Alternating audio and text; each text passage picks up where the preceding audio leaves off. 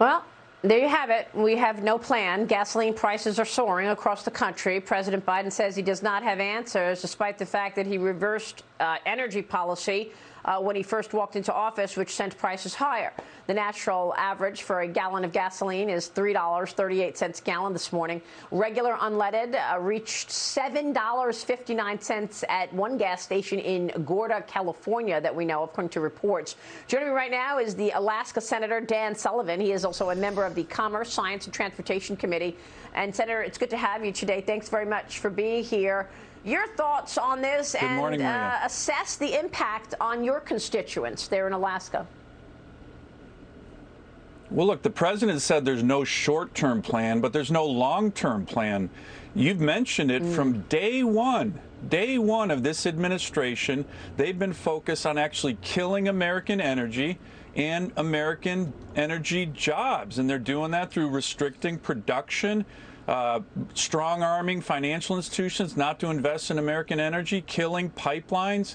So we're seeing the ramifications of this. This entire increase in prices across the country is self-inflicted by the Biden administration. Their policies of killing American energy are working, and it's really working in Alaska, where hardly a day goes by, Maria, where they're not trying to restrict more energy production. But here's the thing.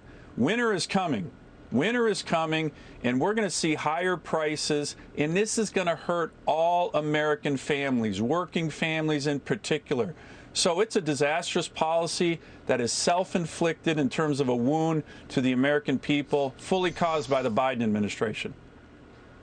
Yeah, I mean, I don't understand why he would kill the U.S.'s ability to be an independent energy producer and then turn around and plead with OPEC to, put more supply on the market to push prices lower. This is taking Americans' disposable income away. They can't spend on other things because they've got to fill up their tank of gas with much higher prices. Well, you're exactly right. It's the most regressive tax you can think of, and it hurts working families. But the point you just made is also a really important one. They are empowering our adversaries. We're importing 2 times as much oil from Russia than we did a year ago. At the end of the Trump administration, we were energy independent for the first time in 7 decades. Now we have the National Security Advisor, the President, the Secretary of Energy begging OPEC, which includes many of our adversaries, to produce more. I had a meeting with the Secretary of Energy a couple of months ago, and I said, Madam Secretary, I have a better idea than begging OPEC to produce more energy, produce more oil. How about getting the jackboot of the federal government off the throat of Alaskan producers, of other American energy producers? That's right. That's what we need. That will empower workers. That will make sure we're strong with energy independence. This is a lose policy. I'll tell you one other area where it's a lose policy. It will also create jobs. Yeah, go ahead. Well, we have the highest environmental standards in the world, in Alaska, in America, in terms of American energy production. When you outsource the production of energy, you are actually hurting the environment, because the Russians don't care about their environment. Neither do the Iranians. Neither do the Saudis. Yep.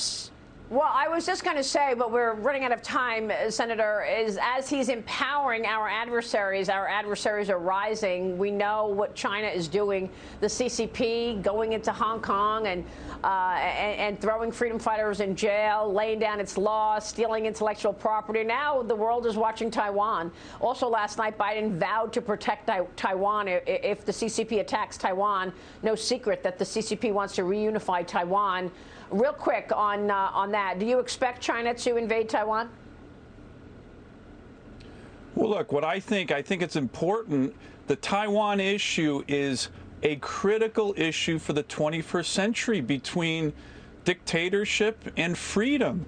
And we need to be focused. Over 25 years ago, Maria, I was a Marine deployed to the Taiwan Strait as part of an amphibious task force. We've had decades where we've shown resolve and commitment with regard to Taiwan. But here's the thing. It's not just words. that the president's speaking. Once again, it's actions. He is cutting. He's proposed a budget to cut our defense budget, to shrink the Navy. Right.